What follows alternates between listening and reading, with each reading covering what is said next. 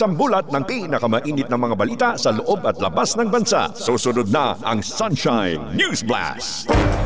Alamin ang pinakahuling balita at kaganapan sa larangan ng politika, kalakalan, palakasan sa mga lalawigan at maging sa ibayong dagat. Lahat ng malalaking balitang nagaganap oras-oras, tututukan at ihahatid sa madla sa pamamagitan ng Sunshine News Blast. Tuwing umaga, alas 5 hanggang alas 6. Sunshine News Blast kasama sina Alan Tamundo at Adman Vilando. Sa tanghali, alas 11 hanggang alas 12. Sunshine News Blast kasama sina Tony Cuevas at Aljo Bendijo. Sa hapon, alas 5 hanggang alas 6. Sunshine News Blast kasama sina Troy Gomez at Bernard Ferrer. Sa gabi, alas 10 hanggang alas 10:30. Sunshine News Blast kasama sina Paul Montibon at MJ Mondihan. At tuwing Sabado, alas 6 hanggang alas 7:30 ng umaga. Sunshine News Blast kasama sina Alan Tamundong at Admar Vilando. Huwag magpahuli sa balita. Pakinggan ang Sunshine News Blast dito lamang sa DZAR Sunshine Radio.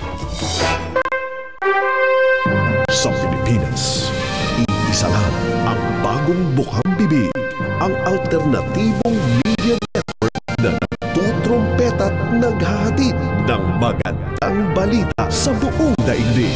SMNI, Sunshine Media Network International, where everything is possible.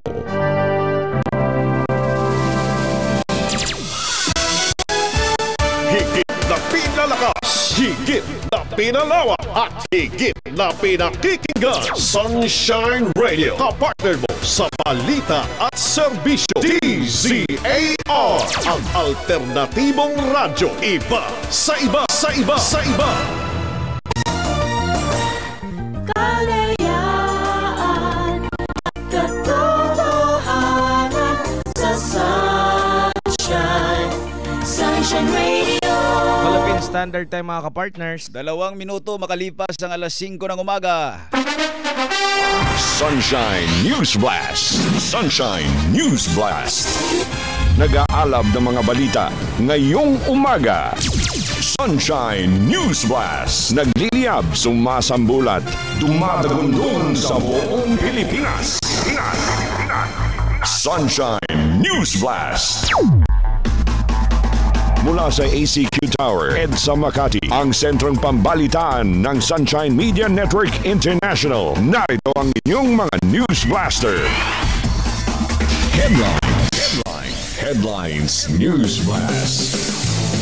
Ibibigay na emergency powers ng Kongreso kay Pangulong Noynoy Aquino dapat hanggang 6 na buwan lamang ayon sa isang senador.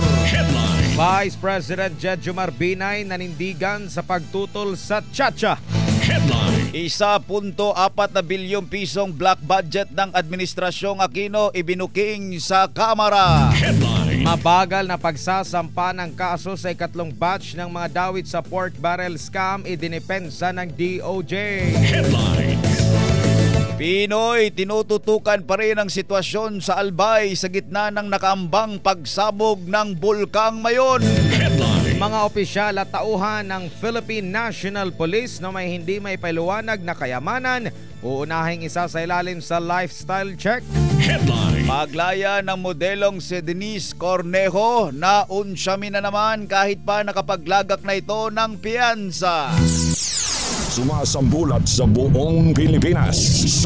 Sunshine News Blast. Magandang umaga Pilipinas, Luzon, Visayas at Mindanao. Araw po ng Huwebes ngayon, ika-18 sa buwan ng Setyembre 2014. Tayo po'y magkakasama sa isang oras na balitaan. Kami po ang inyong magiging tagapagbalita. Ako po si Admar Vilando. Ako naman si Alan Tamundong. Sumasambulat sa buong Pilipinas. Sunshine News Blast. 4 na minuto na po makalipas ang alas 5 ng umaga. Ataw tayo sa detalye ng ating mga nagbabagang mga balita. Sunshine News Blast. Dapat tumagalang umano ng 6 na buwan ang ibibigay ng Kongreso na emergency powers kay Pangulong Benigno Aquino. Ito ang sinabi ni Senador Miriam Defensor Santiago kasunod ng pahayag ni Energy Secretary Jericho Pitilla na hihilingan nila sa Kongreso na bigyan ng emergency powers ang Pangulo sa loob ng isang taon. Layunin nitong marisolba ang problema sa kakapusan ng supply ng kuryente sa bansa sa susunod na taon. Pero hindi naman tutol ang senadora na pagkalooban ng emergency power si Pangulong Aquino para mapigilan ang inaasahang krisis sa enerhiya sa susunod na taon. Paliwanag pa ni Santiago, ang pagbibigay naman anya ng emergency power sa Pangulo sa gitna ng namumuong power crisis ay batay sa saligang batas at Electric Power Industry Reform Act. DZAR Sunshine Radio Report. Sa kaugnay na balita, emergency power kay Pangulong Noynoy Aquino tinutulan. Balita mula kay June Samson. June! Totoo lang grupong bagong Agencang Makabayan sa hinging emergency power ni Pangulong Noynoy Aquino sa Kongreso. Naniniwala kasi si Bayan Secretary General Renato Reyes na itong negotiated contract o sukat bilang sa pagitan ng gobyerno at ng mga negosyante. Kasunod dito inunukahin ng grupo ang long-term solution sa pangangailangan na lumikhan lang ng mga planta upang hindi matuloy ang pinangandaang power crisis sa 2015. Inunukahin din ang pagdanyanda sa epiralo kung saan pagbabawalan ang gobyerno sa pagbebenta sa malalabitong power asset at gamitin ng kita ng malampagong natural gas facility sa pagtatayo ng power plants na magsusupply ng renewable energy. Ang bagong grupo na kapag-ilang gawad ng emergency power kay Pinoy ay namumuhunan ang mga pribadong sektor at mga negosyante na ang kapalit ay parusa sa taong bayan dahil tiyak na mas lalong tatasasin sa kuryente. Para sa Sunshine Radio, June Samson, kapartner mo sa balita at servisyo. Kapartner News Blast. Senate Committee on Energy pag-aaralan ang paggamit ng ILP sa pagresolba ng power crisis sa 2015. Buong detalye mula kay Janet Africano. Pag-aaralan ng Senate Committee on Energy ang paggamit ng Interruptible Load Program o ILP kung ito ba ay magiging mabisang solusyon para marisolba ang napipintong power crisis sa 2015. Paliwanag pa ni Senator Osmeña na kung gagamitin ng pamahalaan ang mga generating sets na available sa mga private companies upang masolusyonan ang power crisis at ito ay papasok sa tinatawag na ILP. Kasabay nito, sinabi rin ni Osmeña na pag-aaralan din ng komite ang hiling ni Pangulong Aquino na pagkakaroon ng additional power mula sa joint resolution ng Kongreso. Ayon kay Osmeña bilang chair ng Senate Committee on Energy, aalamin din ito ang tunay na dahilan ng sinasabing power shortage sa susunod na taon at hanggang kailan ito tatagal. Dagdag pa nito, nahahanapan din ng mainam na solusyon upang marisolba ang napipintong kakulangan ng enerhiya sa susunod na taon. Para sa Sunshine Radio, Janet Africano, kapartner mo sa balita at serbisyo. Kapartner News Blast. 8 minuto makalipas ang alas 5 ng umaga. Sa pagpapatuloy ng ating mga balita, hindi na kailangan pang magdeklara ng energy crisis ang Pangulong Noynoy Aquino para mailabas ng pamahalaan ang budget sa hinihirit na emergency powers ng Pangulo.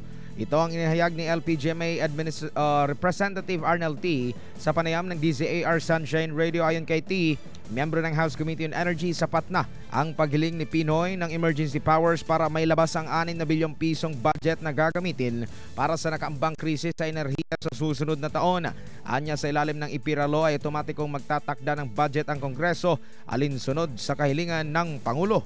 Sunshine News Blast. Well, ang naka-indicate kasi doon sa sa batas is kung meron nakikitang malaking kakulangan sa kuryente, pwedeng humingi through the recommendation ng Department of Energy Secretary kay Pangulo na i-recommend niya, at si Pangulo naman ay siyang hihingi sa both chamber, sa Senate at sa House para sa isang emergency power. At siyempre, kasama na rin po dyan na kailangan nila isubmit ano ang pangangailangan nilang budget. Yan ang tinig ni LPGMA Representative Arnel T sa panayam ng DZAR Sunshine Radio. Sunshine News Blast. Sa kaugnay na balita, pag-upa naman ng modular power plants ang agarang solusyong nakikita ng Department of Energy para pigilan ang nakaambang kakulangan sa supply ng kuryente sa bansa sa susunod na taon. Ipinaliwanag ni Energy Secretary Jericho Pitilla na ito ang pinakamadaling solusyon sa paparating na problema ng bansa pagdating sa enerhiya. Anya, madali lang i-assemble ang modular power plants dahil maliliit lamang ito at madaling paandarin sa pamamagitan ng diesel.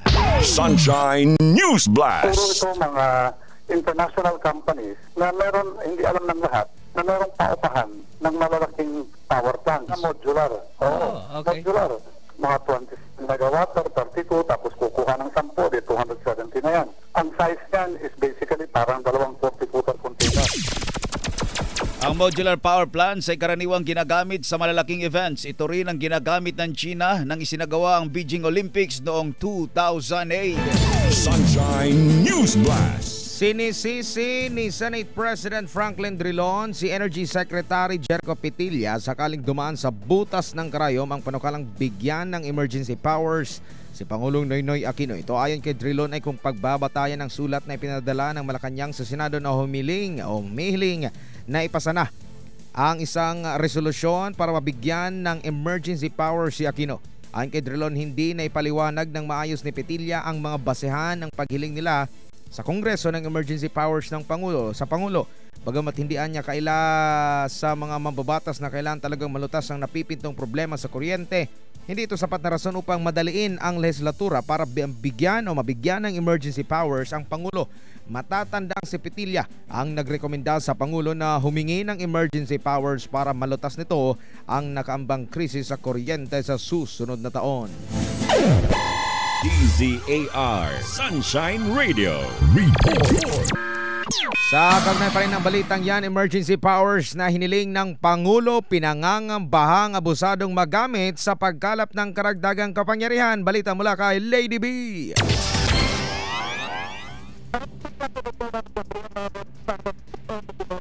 Ang mga panukan magbigay ang Kongreso ng emergency powers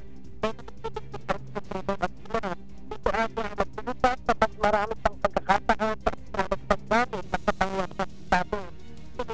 Ang pangsobang sa apat na taon na kababataan sa planta at mabilis sa pagpapagbago sa mga power assets ng gobyerno. Magbabalak ang sobra ng kapangyarihan ng Estado sa kamay ng Pangulo at ang takbang ng Estado para magsobrahan sa kapangyarihan. Ito ay pinagayang niya ang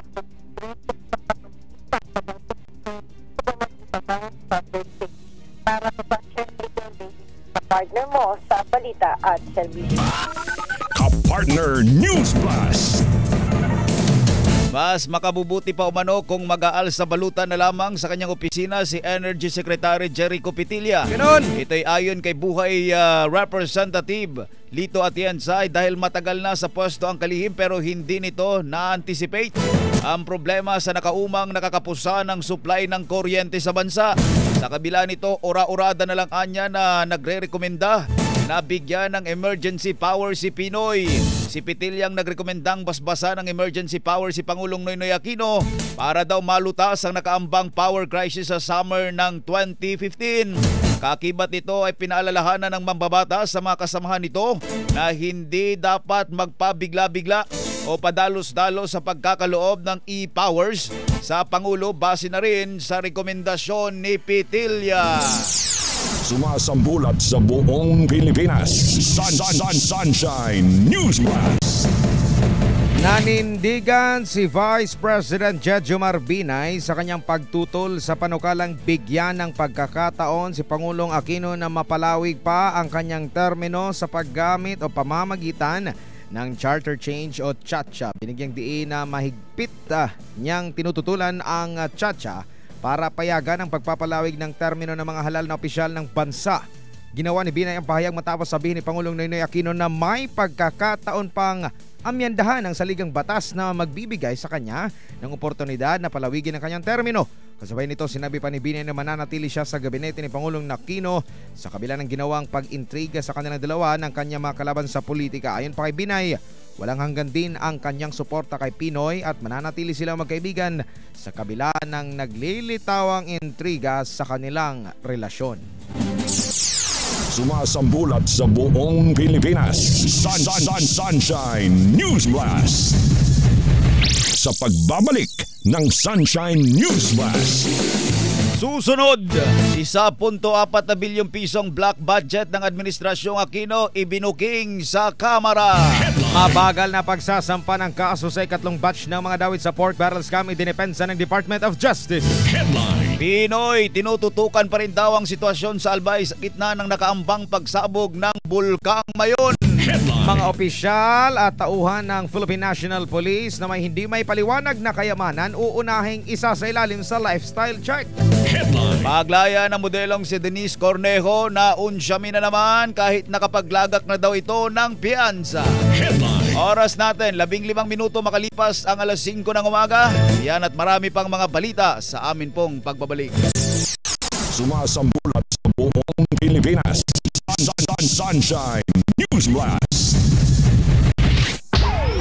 DZAR 26 Sunshine Radio, kapartner mo sa balita at serbisyo.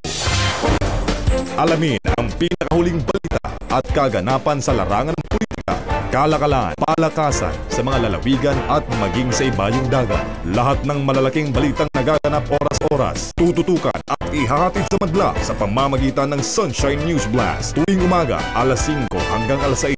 Sunshine News Blast kasama sina Alan Tamundo at Admar Vilando. Sa tanghali, alas 11 hanggang alas 12.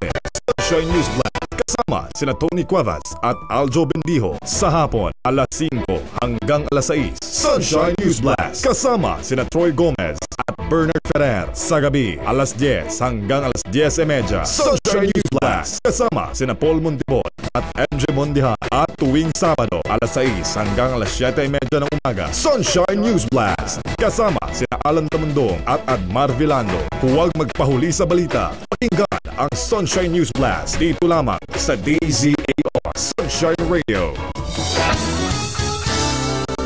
Narito ang ilang tips upang magtipid sa gasolina ang inyong sasakyan. Hanggat maaari, iwasan ang overloading. Alisin ang mga gamit na hindi kailangan sa inyong compartment at sa iba pang bahagi ng sasakyan. Matipid sa gasolina ang magaang sasakyan dahil hindi masyadong nahihirapan ang makina nito. Maging mapanuri sa presyo ng mga produktong petrolyo. Iba-iba ang halaga ng gasolina. Depende sa lugar at sa kumpanya. Merong mahal at meron namang nagbebenta sa mas mababang halaga. Iwasan ang mahabang warm-ups. Mabilis makaubos ng gasolina ang matagal na nakahazard na sasakyan. Sakaling maghihintay ng matagal, patayin muna ang makina ng sasakyan. Gawin din ito sakaling naipit sa matinding traffic, lalo na kung hindi naman mainit ang panahon. Ang tipid tips na ito ay hatid sa inyo ng Sunshine Philippines Movement at ng DZAR Sunshine Radio.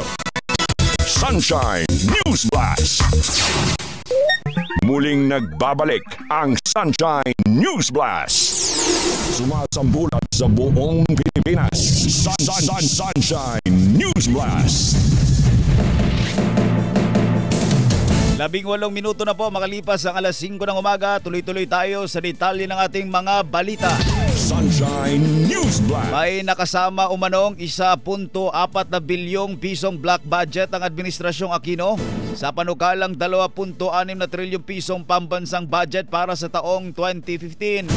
Ito ang ibinunyag ni Kabataan Party List Representative Terry Ridon kasabay ng pagsasabing gagamitin anya sa classified at secret operation ang nasabing pondo. Sa datos ng Department of Budget and Management o DBM, humihingi ang Malacanang ng 637 milyong piso para sa confidential funds. Ito ay pamamahagian niya sa mga piling ahensya kabilang ang Office of the President, Department of Environment and Natural Resources, Finance, Interior and Local Government, Justice at National Defense. Sinabi pa ni Ridon na humihingi rin ang Executive Department ng 832 milyong piso para sa intelligence funds na paghahatian ng ilang ahensya ng pamahalaan. Sunshine News Blast. Sapat na umanong basehan ang hindi maipaliwanag na unliquidated funds ng Department of Social Welfare and Development o DSWD para magalsabalutan si Secretary Dinky Soliman. Ayon kay ACTA Representative Antonio Tino, maabot sa 5.2 bilyong pisong halaga ng CCT disbursements, cash advances ng mga officer at employees at mga nalipat na pondo sa ibang ahensya, local government units, NGOs at POS ang hindi pa naia-account ng DSWD. Ito ay batayan niya sa annual audit reports ng Commission on Audit o COA at datos mismo ng DSWD. Nakakabahalaan niyang may ganitong kalakihang unliquidated funds ang DSWD. Sunshine News Blast. Samantala, idinipensa naman Admar ni Justice Secretary Laila De Lima ang pagkaantala sa paghahain ng ikatlong batch ng kaso kaugnay sa pork barrel fund scam. Ito'y ayon kay De Lima ay dahilang kinakailangan pang beripikahin ang lahat ng mga dokumento na sinasabing pineke. Main naman niyang matagalan ang ganitong proseso kung masisiguro naman na magiging malakas at sigurado ang kanilang ihahaing kaso. Ang ikatlong batch ng kaso ay sinasabing kasama ang ilang kaalyado ng administrasyon. Sinabi ni De Lima na ilan sa mga mambabatas na iniuugnay sa scam ang nagsabing pineke ang kanilang endorsement letter at pirma, kaya naman ito ay binibiripika muna ng National Bureau of Investigation o NBI. Sunshine News Blast. 20 minuto na mga kapartners, makalipas ang alas 5 ng umaga, tumanggi ang Kamara na ipatupad ang kautusan ng Sandigan Bayan 4th Division na suspendihin si dating Pangulo at ngayon ay Pampanga Representative Gloria Macapagal Arroyo. Kinumpirma na ni House Majority Leader Naphtali Gonzales na nakatanggap sila ng komunikasyon mula sa Sandigan Bayan na nag-aatas sa kanila na magpaliwanag kung bakit hindi pa rin sinususpende si Arroyo. Paliwanag ni Gonzales, sa kasaysayan ng Kamara, wala pang kahit isang kongresista ang nasuspende alinsunod sa utos ng Korte maliban sa dalawa na nagboluntaryong sumunod sa suspension order. Bukod dito, wala rin anyang kapangyarihan si Speaker Feliciano Belmonte na ipataw ang 90 days na preventive suspension laban sa dating Pangulo dahil sa kasong katiwalian kaugnay ng ZT deal. Batay sa proseso, kailangan munang idaan sa plenaryo ang nasabing issue at kailangan ng 2/3 vote ng Kamara bago may patupad ang suspension ng isang kongresista. Sunshine News Blast. Pal! Ganito inilarawan ni Caloocan Representative Edgary Rize ang ginawang pamimigay ni Vice President Jejomar Binay ng t-shirt. Akala ko siya. Pwede rin. Sa mga sinalanta ng Bagyong Luis sa lalawigan ng Cagayan. Ani Rize, cover up lamang umano ito ng pangalawang Pangulo lalo't maraming usapin patungkol sa korupsyon ang naiuugnay dito. Sunshine News Kung Blast. mag-iikot siya at hindi niya sinusunod yung trabaho niya, sino gagawa ng trabaho niya? Dito sa Maynila, nandito yung mga resources, nandito yung funding, nandito yung command center, di ba? Magugunita na nitong Lunes ay kinansila ni Vice President Binay ang nakatakda sana nitong pagsasalita para ipagtanggol ang sarili sa mga aligasyong ibinabato laban sa kanyang pamilya. Sunshine News Blast. Hindi dapat iniuugnay sa pangangampanya ang pag-aabot ng tulong ni Vice President Jejomar Binay sa mga sinalanta ng Bagyong Luis sa lalawigan ng Cagayan. Ito ang iginit ni Cavite Governor Junvic Remulla, ang tagapagsalita ni VP Binay sa panayam ng DZAR Sunshine Radio. Ani Binay o Ani Remulla, tumutulong lang ang pangalawang Pangulo at kung anumang interpretasyon dito ng ilan ay nasa kanila na anya ito. Sunshine News Yung Blast. next part, hindi naman siya naman politika, tumutulong na talaga. Tama nag-interpret naman siguro, interpret it as politically. So, wala na kayo magagawa sa kanila as long as you're doing the right thing. Tuloy-tuloy lang, hindi ka Magugunitang marami ang pumuna na sa ginawang pamimigay ng t-shirt ni Vice President Binay sa Cagayan na nagmistulang maagang pangangampanya para sa 2016 presidential election. Ano ba yung nakalagay doon sa t-shirt? Hindi ko alam. Walang pangalan niya. Baka ano lang, mga relief item. Baka mga inspiring words yata. Inspiring words, never give up. Yung mga ganyan. Di natin Life alam. is short para. Wala naman yatang nilagay doon na vote for me because I'm the man. Naman, wala naman. Okay. Sunshine News Blast. Sa iba pang mga balita ay pinagkibit-balikat lamang ng Malacanang ang editorial ng isang pahayagan sa China kung saan pinahihingi nito ng sorry. Ang Pilipinas, sorry na naman. Oo, ang Pilipinas sa umano'y pag-atake sa kanilang mga mamamayan sa Pilipinas. Ayon kay Presidential Spokesman Edwin Lasierda, hindi sila nagbibigay ng komento sa isang editorial. Una nang sinabi ng Global Times na dapat humingi ng apology si Pangulong Noynoy Aquino dahil sa anilay serial attack sa kanilang mamamayan sa Pilipinas. Umuwi kayo ng China.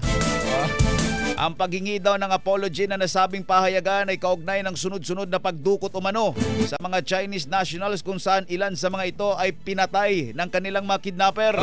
Ayon kay Lacerda, hindi sa Pilipinas nangyayari ang krimen sa mga dayuhan at nangyayari daw ito araw-araw sa iba't ibang panig ng mundo. Kaya hindi nararapat ang paghingi ng sorry.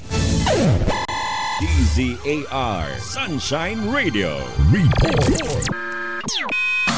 Malacanang minaliit ang editorial ng isang Chinese newspaper na humihiling ng public apology kay Pangulong Noynoy Aquino. Hannah Jane Sancho sa balita. Hannah, go! Maituturing na isa ang Pilipinas sa most friendly sa mga Chinese citizens. Ito ang binigyang diin ni Presidential Spokesperson Edwin Lacerda kaugnay sa isang editorial ng isang Chinese newspaper na humihiling ng public apology mula kay Pangulong Benigno Aquino III bunsod sa mga insidente ng kriminalidad sa bansa ng mga Chinese nationals ang nabibiktima. Ayon kay Lacerda, na ayaw na itong magbigay ng komento kaugnay sa nasabing editorial ng Global Times dahil hindi dapat hinahaluan ng politika ang nangyayaring krimen sa bansa. Nanindigan naman ang palasyo na gumagawa ng hakbang ang pamahalaan upang mapanatili ang kaayusan at matiyak ang kaligtasan ng publiko pati na rin sa iba pang mga dayuhan na nasa bansa. Matatanda ang 2 pulis ang hinuli ng mga otoridad kamakailan dahil sa kasong kidnapping sa 2 Chinese nationals na naganap sa Caloocan. Para sa Sunshine Radio, Hannah Jane Sancho, kapartner mo sa balita at serbisyo. Kapartner News Blast. Pilipinas ba, partner Alan, hindi rin hihingi ng sorry mula sa China dahil sa mga drug lord na mga inchik? Baka yun yung tinutukoy na kinikidnap, serial attack, yun ba yun? Hindi, yung mga drug lord na mga inchik mismo. Yung mga Chinese individuals na nahuhuli na... Yun nga, baka yun yung nababalitaan nila na hinuhuli natin tapos sinasabi nila na serial attack daw yun. Ginagawa daw natin sa mga mamamayan nila dito. Yung pambubuli nila. Lagi na silang nambubuli sa atin. Inalmahan ng Migrante International ang pahayag ng Department of Foreign Affairs o DFA na 50 milyong piso na o 50 milyong piso na lang ang natitira nitong pondo para sa repatriation ng mga Pilipino ngayong taon. Sa panayam ng DZAR Sunshine Radio, sinabi ni Migrante International Chairperson Gary Martinez, kulang na kulang ang nasabing halaga para mailikas ang mga OFWs o Overseas Filipino Workers na nasa magugulong bansa. Sunshine News Blast. Sabi lang po sa isang kumpanya lang gagamitin yan, yung pong gusto ng umuwi na LNG workers sa 27,000 tons sa 4,000 plus na manggagawa, kulang na po kaagad yun. Tapos po yung nasa Libya, yan malinaw po, kulang na kulang yan. Ani Martinez, dapat na makapaglatag ng malinaw na plano ang pamahalaan para maresolba na ang problema. Sunshine News Sana po, Blast. wag po papagsipatsing nila tignan yung problema ng kabayo. Tapos po, sa kabuuan, yung legal assistance, yung medical assistance po, yung mga on-site protection po na dapat doon nilalaan po yung pondo ng ating pamahalaan. Yan ang tinig ni Migrante International Chairperson Gary Martinez sa panayam ng DZAR Sunshine Radio.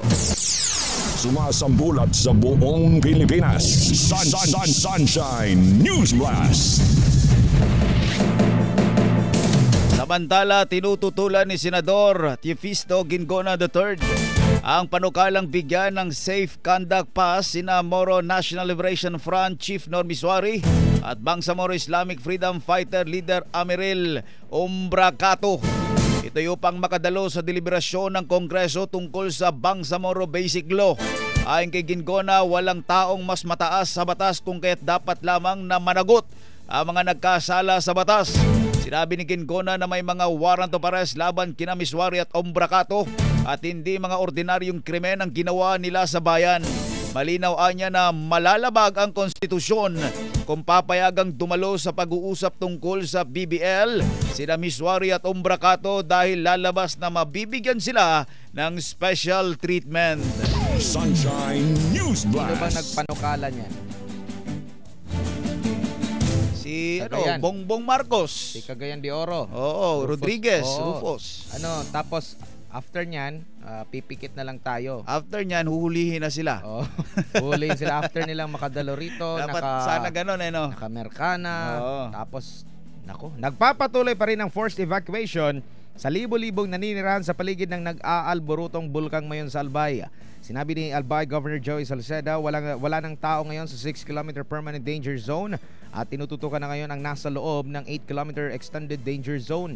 Bagamat inaasahan niya na hanggang 6 na kilometro lamang ang abot ng lava, pinasakop na rin ang ibang lugar na hindi binubugahan ng bulkan. Ito ayon kay Salceda ay para matiyak ang kaligtasan ng mga ito, lalo't unpredictable ang paglikha ng mga bagong bungangan ng mga mayon o ng mayon. Nakapagtala ng mahigit sa 245 mga rock falls ang mayon simula na mag-alboroto ito noong Lunes. Sumasambulat sa buong Pilipinas. Sunshine News Blast. Sa pagbabalik ng Sunshine News Blast. Abangan Pinoy! Tinututukan pa rin ang sitwasyon sa Albay sa gitna ng nakaambang pagsabog ng Bulkang Mayon. Headline.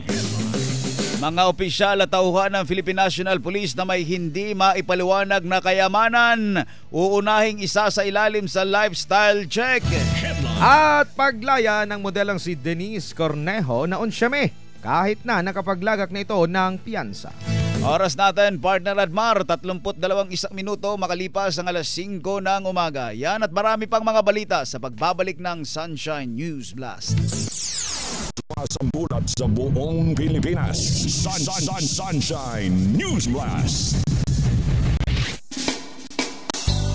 Celebrate the power of the written word at the 35th Manila International Book Fair, the biggest and longest running book fair in the Philippines. Slated on September 17 to 21 from 10 a.m. to 8 p.m. at the SMX Complex, Pasay City. For over 3 decades now, the MIBF has certainly stood the test of time, drawing readers of all ages from all walks of life. And after 3 decades, its objective has remained the same, to bring books closer to the Filipino people by promoting good reading habits and providing a venue for the exchange of ideas among the players in the industry. The 35th Manila International Book Fair is organized by Prime Trade Asia Incorporated. For details, please call 896-0661 or email bookfair@primetradeasia.com.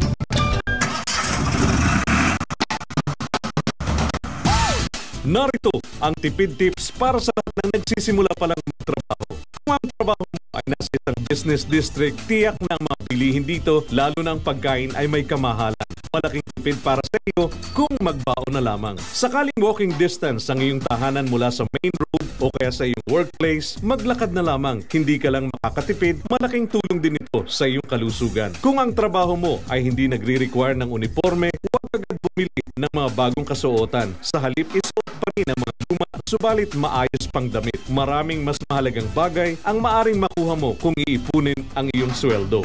Mag-set ng goals para ma-motivate ang sarili. Higit sa lahat, mag-invest. Pwedeng ito ay sa negosyong hilig mo o di kaya ay sa edukasyon. Kung bata pa at may pagkakataon, maaring kumuha ng mga short courses na makakatulong upang lalo pang mapaunlad ang iyong kakayahan. Tandaan, may kasabihan tayong sa atin manggagaling ang ating ikagagaling at sa atin din magmumula ang ating ikasasama. Ang paalalang ito ay hatid sa inyo ng DZAR Sunshine Radio.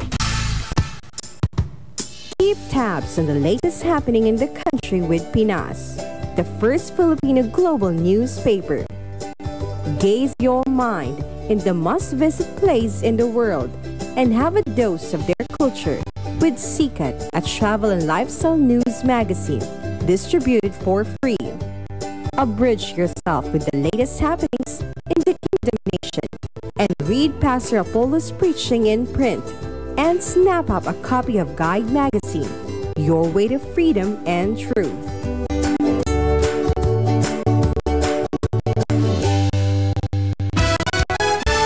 Higit na pinalakas, higit na pinalawak, at higit na pinakikinggan. Sunshine Radio, kapartner mo sa balita at serbisyo. DZAR, ang alternatibong radyo. Iba sa iba, sa iba, sa iba. Sunshine News Blast. Muling nagbabalik ang Sunshine News Blast. Oras natin mga partners, 34 na minuto makalipas ang alas 5 ng umaga. Samantala, What's going on? Samantala mga kapartners, alamin muna natin ang presyo ng mga pangunahing bilihin ngayon dyan sa Muñoz Public Market. Sakop pa ba yan ng Quezon City, partner Alan? Muñoz! Yes, Quezon City. Sakop, partner. Ako dun sa monumento. Sakop nga yung yung krame. Sakop pa rin ng Quezon City yan. Oo. Tama, tumpa ka dyan. At syempre, alamin natin ngayon ang mga presyo ng mga pangunahing bilihin dyan sa Muñoz Public Market.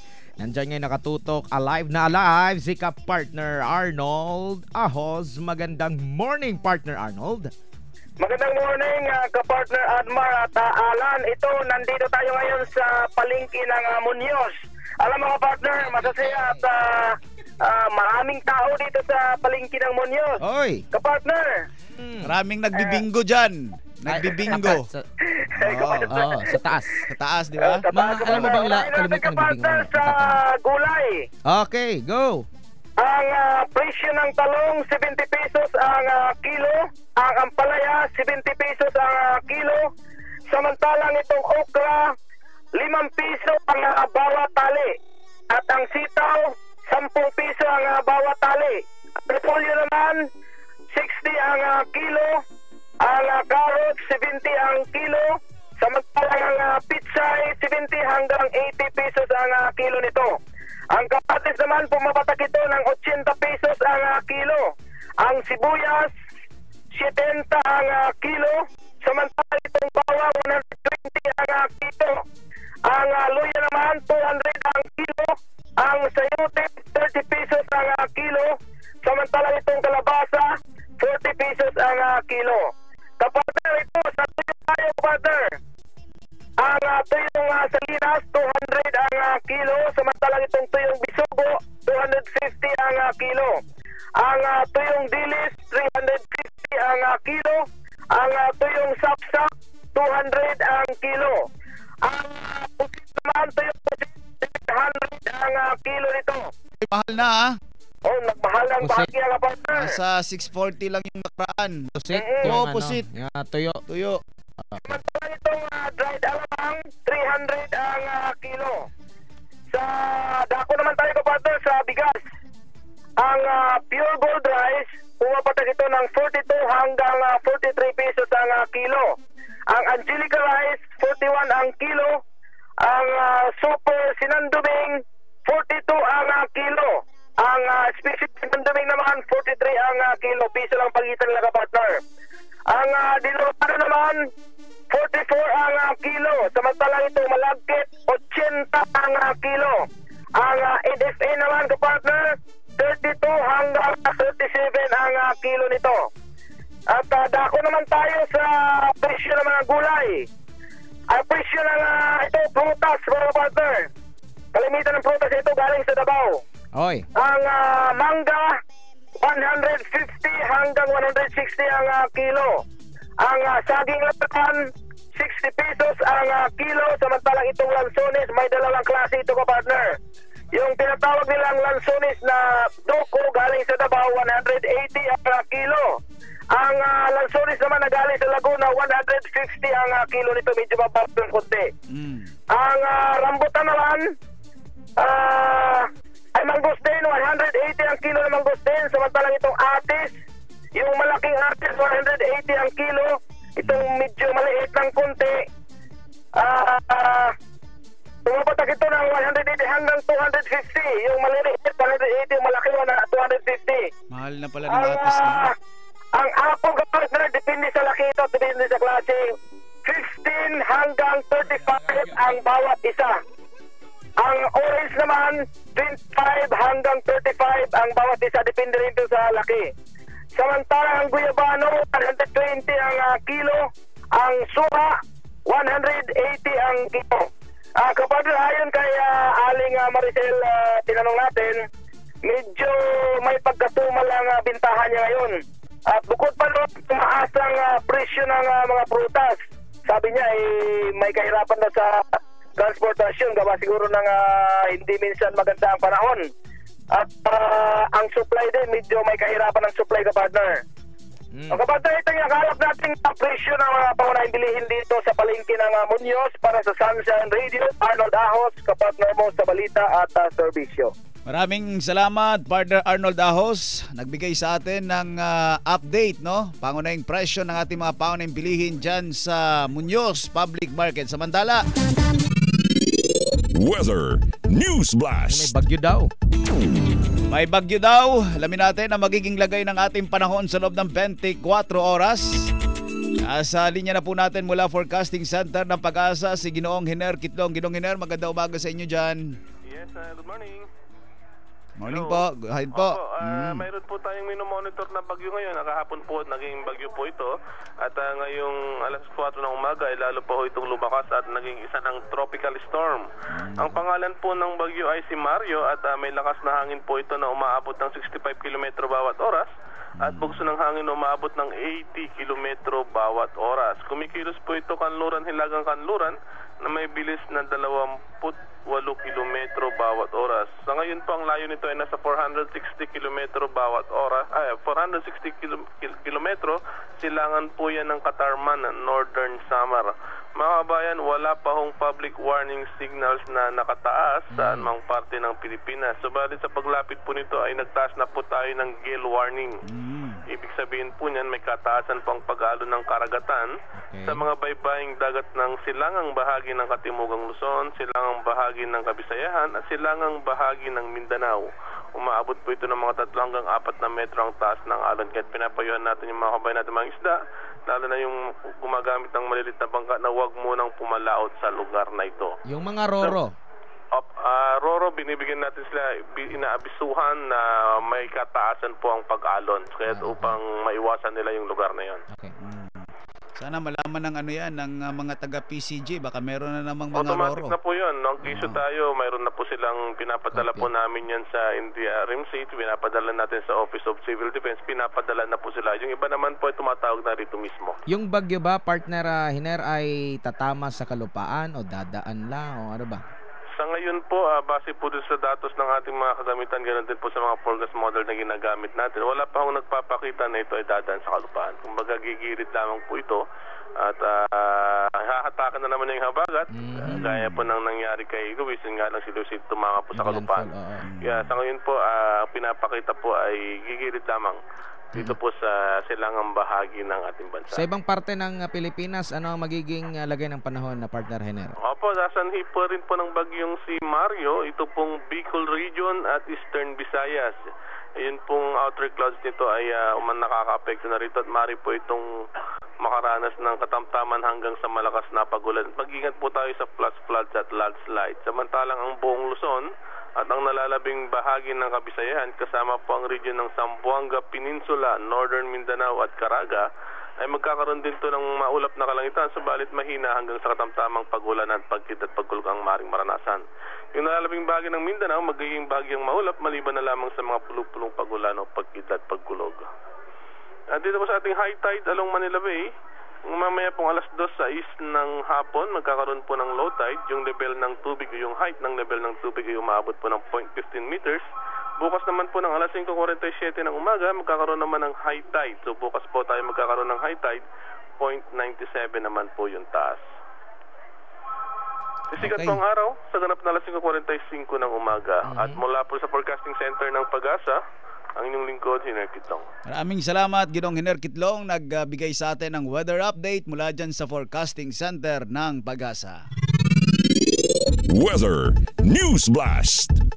Okay, oras natin mga partners. 43 minuto po makalipas ang alas 5 ng umaga. Marami bang mga balita sa amin pong pagbabalik? Sumasambulat sa buong Pilipinas. Sunshine News Blast.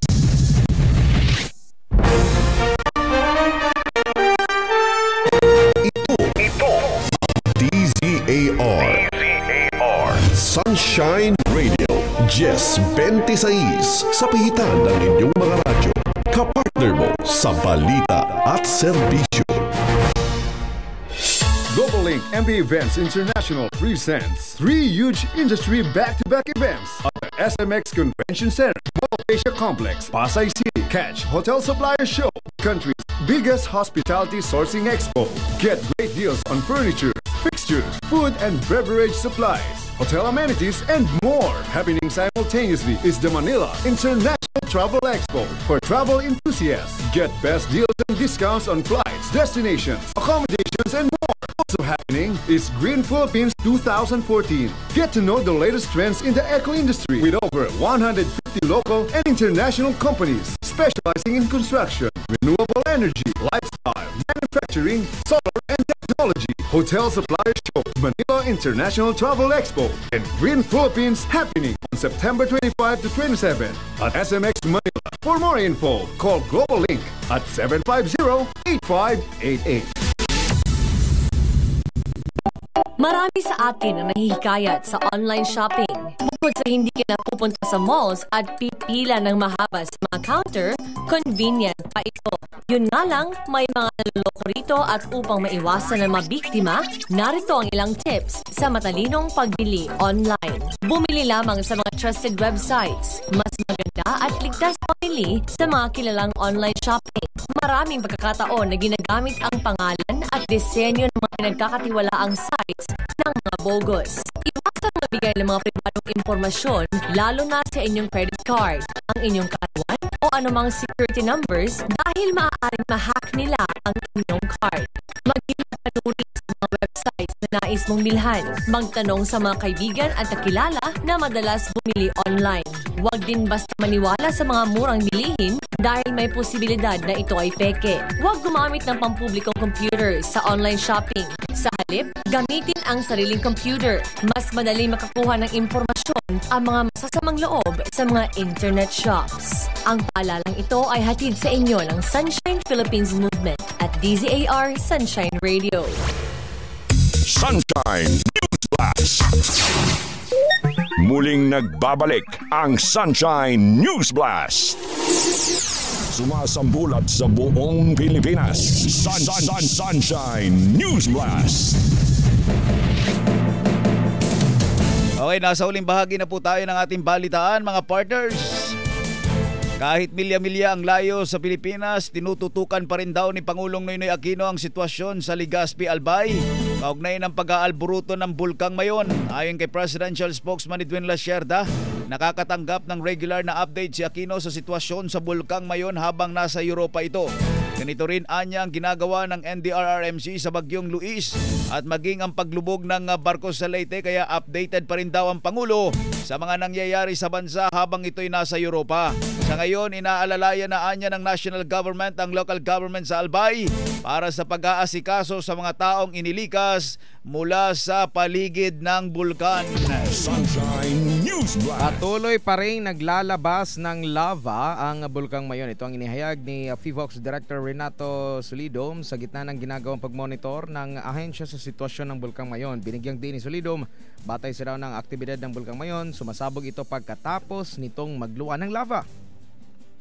Sunshine News Blast. Pwede patuloy lang ang paglabas ng lava, no? At pag-apaw ay nangyari na. Pero yung pagsabog, ang time frame namin dyan within a week. Kasi iba-iba naman ang estilo ng eruption ng Mayon. Minsan, puro lava lang.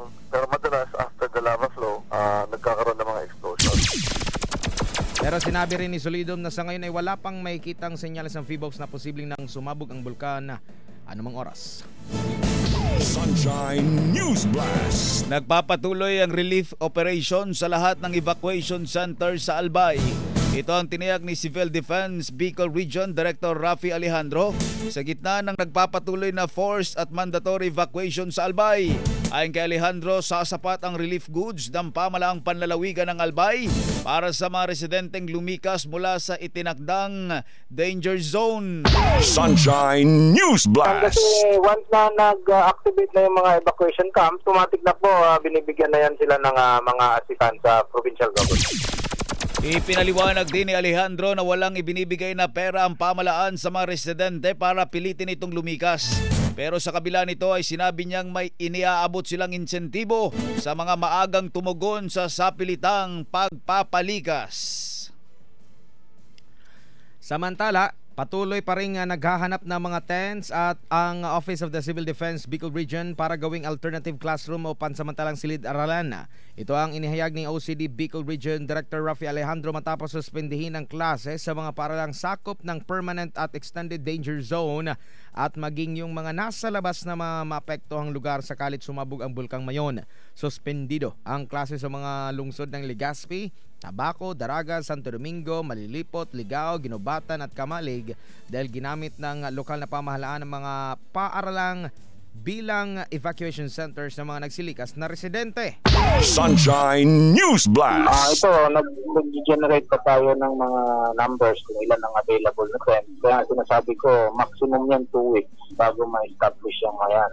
So kung earlier na meron ng mga tents at available na yung classroom, ay magre-resume na yung klase sa particular na lugar. So sana wag naman lumampas ng 2 weeks. Dapat okay na yung mga alternate classroom. So ngayon ay wala pang nakalap na tents sa mga otoridad para may pagpatuloy na ng mga estudyante ang kanilang mga leksyon sa paaralan. Sunshine News Blast. Nilinaw naman ng National Disaster Risk Reduction and Management Council and DRRMC ang inilabas na datos hinggil sa bilang ng mga namatay sa Bagyong Luis. Iginiit ng NDRRMC na 4 lamang ang patay at hindi dapat kasama sa bilang ang mga 8 namatay sa lumubog na MV Maharlika 2 sa Southern Leyte. Ayon kay Marasigan o Mina Marasigan, tagapagsalita ng NDRRMC, ang mga namatay sa paglubog ng barko ay hindi umano direktang epekto ni Luis. Sa pinakahuling datos, nananatili sa 8 katao ang patay sa paglubog ng barko at 3 ang nawawala. Itinigil na rin ng PCG Guard o Philippine Coast Guard, Navy at Air Force ang paghahanap sa mga nawawala. DZAR Sunshine Radio Report. Samantala, sa iba pang mga balita, talumpati ng Pangulong Aquino sa Belgium, hindi daw tanggap ng Grupong Bayan. Mike Almonte sa detalye ng balita. Mike! Hindi tanggap ng Grupong Bayan ang naging ng Pangulong Aquino sa Belgium sa mga tanong kaugnay na rin ito sa human rights situation sa bansa. Ayon na rin sa grupo kay Haya dahil pagdatingan niya sa usapin ng journalist Kaden niya, sinabi niya na ilang mga pagparay ay walang kinalaman sa pagiging pamamahayag ng biktima. Kaso ng mga aktivista ay tugon nito na mas malala pa noong panahon pa ni GMA na hindi tamang isagota. Kaya tatanong ng grupo, ano bang nagawa niya para mahinto ang paglabaga dahil nalalatad na sa buong mundo na hindi kambyon ang pagbabago at karapatan na pantaw ni Pinoy. Mas malaga niya ang Administrasyong Aquino ang PR sa abroad, kaya paglutas sa mga problema at mga pagpapalabig sa kanyang termino lagpas sa 2016. Para sa Sanyo Michael Monte, partner mo sa balita at serbisyo. Partner News Blast. Sumasambulat sa buong Pilipinas. Sunshine News Blast. 8 minuto bago po mag-alas 6 ng umaga, uunahing isalang sa lifestyle check ang mga opisyal at tauhan ng pambansang pulisya na may hindi may paluwanag na kayamanan. Ayon kay Interior and Local Government Secretary Marojas, walang sasantuhin at wala ring pagtatakpan ng isasagawang lifestyle check. Ang PNP ay nasa ilalim ng supervisyon ni Rojas na nagpahayag na rin ng kandang pangunahan ang ilalim sa lifestyle check. Una nang napaulat na ilang pulis na mabababa ang ranggo ay mga milyonaryo. Kabilang na ang 2 suspect sa EDSA Hulidap. Naniniwala ang kalihim na walang namang dapat ipangamba ang mga PNP generals para sa ikanasang lifestyle check kung wala naman silang pinasok na illegal na aktibidad. Alam mo ba, partner Alan, magkano ang sweldo ng isang 1-star general? Magkano? Malinis nito ha, malinis na malinis. Wala na itong mga payment. Net na yan, net. 100,000 per month. Per month? Yes, milyonaryo sila in 1 year. In 1 year, no? Meron silang 1 milyon. At yung PO1, nasa 1-star general yan, ha? 1-star general. Paano naman si Purisima na may mansion? Yun pala yung 100,000 pala. Yun pala sa first star. Pag 1-star general, nasa 70. 70,000. Yung PO1, babatay sa PO1, 20,000. 20,000. Kung official ka, inspector, di ba? Police 20,000. inspector. Kung 3 yung anak mo, sa isang asawa, nako. Times 2 dahil 2 asawa. I-divide mo na lang yan sa 30 days. Yung 20,000, i-divide mo yan. Hirap yung 20,000. Dako tayo sa inspector. Magkano? Inspector? 30,000, malinis yan. 30,000. Inspector lang yan? Inspector yan. Chief? Inspector? Hindi, inspector lang. Inspector yung lang. Kagagraduate mo lang ng PNPA. Ganun, 30,000 agad. Oo, pero pag nandito ka na sa 1 star yun, 70, malinis. Malinis, 4 star, 70,000. Milyonaryo in 1 year. Pag si Duterte yung naging anak ko, bilyonaryo na yan. President, bilyonaryo na yan. Bilyonaryo na yan. Bilyonaryo na. Sunshine News Blast. Sa kaugnay na balita, posibleng lalong malagay sa kontrobersya si Philippine National Police Chief Police Director General Alan Tocayo Purisima. Ito'y dahil sa pag-isnab sa ipinatawag na pagdinig ng Senado sa mga panukalang modernisasyon ng PNP. Pati nga kami kahapon, maraming media. Inisnab din kayo. Naku, sumibat. Bukod kasi sa mga ideyang ilalatag sana para sa modernisasyon ng PNP, sentro na rin ngayon ni Senador Grace Poe ang usapin sa White House sa Camp Crame. May nagtanong. Daw? Hinawi ng Hawi Boys. Likado na pala magtanong dyan sa Krami, no? Yan ang hahawi na pala. Sumakay kasi si Sumakay tapos sinabol. Mabuti pa si DILG at nagpa-unlock ng mahabang press con. Siyempre tatakbo Si Po ay siyang chairman ng Senate Committee on Public Order and Legal Drugs na naunguna sa investigasyon. Ilang kilometro? Mahaba yan, partner, mula Luzon hanggang Mindanao. Oo. Ang White House na tinutuluyan ng nakaupong PNP chief ay naging controversial matapos masiwalat na gumastos ang liderato ni Purisima ng limpak-limpak na salapi para sa pagsasaayos nito. Marathon pala yun, mahaba. Tinitiyak ni Po na sa susunod na liham na ipapadala nila sa PNP para humiling ng kopya ng mga dokumentong kinakailangan ay kabilang na ang tungkol sa controversial na White House. DZAR Sunshine Radio Report. Ay, papasukin natin yung iba nating mga balita. Bagong ruta daw ng Tiger Air sa pagitan ng Manila at Rojas City. Sisimula na ngayong buwan ng Oktobre. Oy, Rojas City. Pwede na palang taga dyan. Si Rojas. Related yung balita. Balita mula kay Cherry Light, go! Sisimula na ngayong 23 ng Oktubre ang bagong ruta ng Tiger Air sa pagitan ng Manila at Rojas City. Sa katunayan, nagsimula na ngang nagbenta ng tickets ang airlines para sa bago nilang ruta.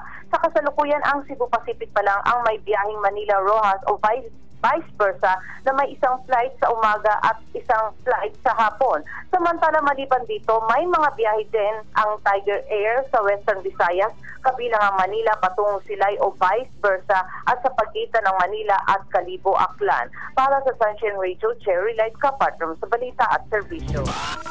Kapartner News Blast. Naon ang paglaya ng modelong si Dennis Cornejo sa kabila ng nakapaglagak na ito ng piyansa kaugnay sa kinakaharap na kasong serious illegal detention. Bakit na naman? Dahil magkulang. Ang pera? Requirements para sa release order ni Cornejo na kasama sa mga kinasuhan ng actor, TV host, comedian na si Vong Navarro. Ayon kay Attorney Ferdinand Topash, abogado ni Cornejo, nakapaglagak na rin ng kalahating milyong pisong piyansa ang modelo. Sino nagbayad? Di binanggit dito. Ano ba trabaho ni Ano ba trabaho ni Cornejo? Modelo, kaya niya ba yung 500,000 na bail? Di ko lang alam kasi mga ilang buwan si Cedric Lee, kaya niya yun, negosyante yun Baka yung si Ras, ba yun? Pwede bang magbayad ng 500,000 yun? Kaibigan sila ni Cedric Lee, pwede, pero di ko lang alam, baka hindi ba tinulungan si Cornejo? Hindi ko alam, tanungin natin mamaya. Subalit isang fiskal ang maagang nakalis sa kanyang tanggapan kaya hindi na pirmahan ng kanyang clearance. Bakit? Isang fiskal daw. Fiskal lang. Alas 5:01 na nakalabas, alas 4. Nako, nalaman tuloy na may nagkakating work. Hindi ko lang alam Sinabi nito Passion na hindi agad na isaayos at nakompleto mga kinakailangang dokumento ni Cornejo kaya naiwan siya sa paglayo ni Cedric Lee at Zimmeras na kapwa-akusado sa kaso. May mensahe si May nag-undertime daw, partner. Undertime. May mensahe pala si Cedric Lee kay Vong Navarro. Ano? Tinanong siya kung Ano ang mensahe mo kay Navarro? 'Di ba ano ka na ngayon? Nakalaya. Oo. It's showtime. Showtime yun yung programa ni 'di ba? Oo, kaya yung ibang mga fans ni Navarro parang afraid sila sa pahayag. Sa kaligtasan ngayon ni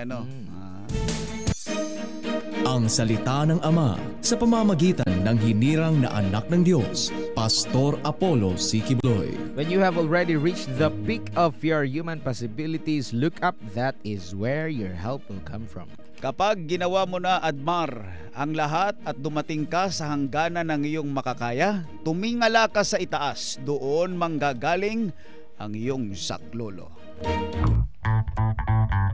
Iyan po mga partners ang kabuuan natin mga balita ngayong araw ng Huwebes, ika-18 sa buwan ng Setyembre 2014. Sa pangalan po ng CEO at President ng Sunshine Media Network International, Pastor Apollo C. Quiboloy, kami po ang inyong mga naging tagapagbalita. Ako po si Admar Villando. Ako naman si Alan Tamundong, tabayanan susunod na programa. Hoy! Bilaan diya sa Davao. At syempre, Newsline Philippines dito sa DZR Sunshine Radio kasama sina Tata Ben Paipon at Lady B. Susunod na. Maraming salamat. Magandang umaga.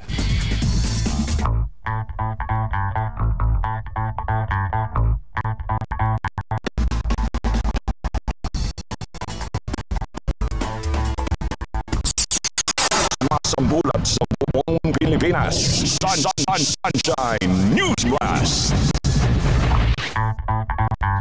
Sumainyo ang Sunshine News Blast.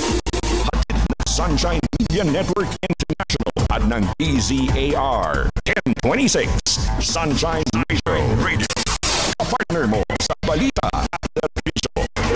Si Helen Margrabe po ito ng pag-ibig. Mababa na, lalo pang pinabaga. Interest housing loan